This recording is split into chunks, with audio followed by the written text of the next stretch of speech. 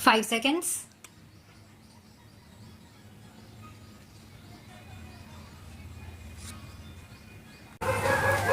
Sir, regarding the capital gains, I would suggest that previously in the case of capital gains, if the money was deposited in the nationalized bank for a period of 3 years, then no capital gains tax was paid, but at the same time government has no money for circulation.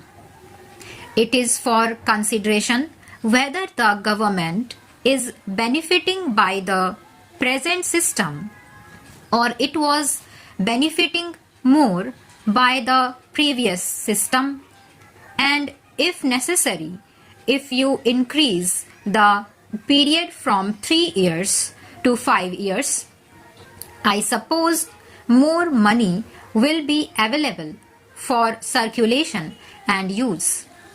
Sir, I would like to mention that in the case of wealth tax, one car is exempted. Now, the value of the car is around rupees 75,000, I suppose. I do not know which car comes for rupees 75,000 these days. The minimum price of car in India is about rupees 2 lakh, and if I am correct, then this must be looked into and we must adopt a realistic approach.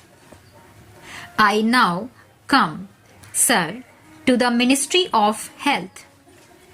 The Constitution of India lays down that the state shall strive to raise the level of nutrition and the standard of living of its people, and the improvement of public health is among its primary duties and functions.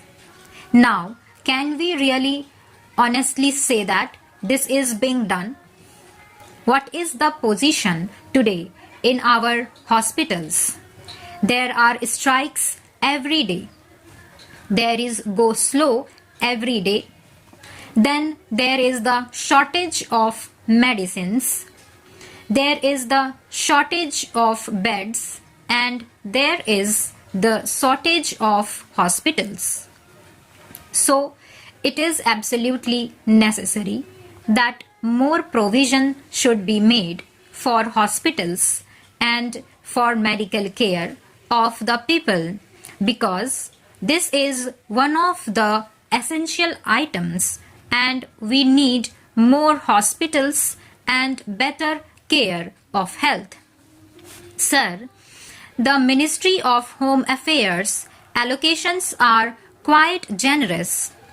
The well-being of our people should be there. The people, particularly the minorities and the scheduled castes and scheduled tribes, have a feeling of uneasiness, and that feeling of uneasiness has to be removed by improving the law and order situation. There has been a long-standing demand for a paramilitary force. I do not understand why there is delay in having a mixed type of paramilitary force, because this will restore the confidence of the weaker sections of the people. Sir, similarly, I would like to point out that the Minorities Commission has been appointed. But what is its function? It is only an advisory body. Nobody cares for its report.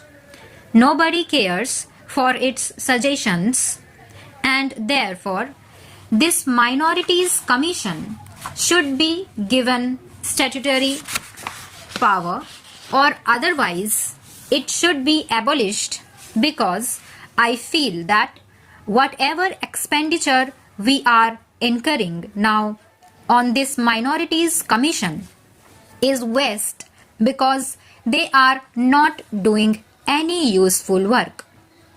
And it is no fault of theirs because we have not equipped them. We have not given them adequate powers. We have not provided them necessary facilities to do their work, not only at the center but even in the states. This is a matter for the Home Ministry to consider. Sir, another commission that has been appointed is the Subordinate Services Commission. This commission consists of only 2 people, chairman and a member. Why can't we have 3 or 4 members? This commission is like the UPSC. If they have to perform their task of recruitment, they have to be provided facilities. The commission should be expanded and provided with 1 or 2 more members. This shall enable greater amount of clarity in understanding among the members. No doubt, the finance minister has been very liberal comparatively this time. But it is still not enough. Adequate funds have not been provided for essential services for the capital. The population of Delhi is more than 1 billion people. What is happening today? Even the essential services have been outstripped by the requirement of the people. The main problem is the transport.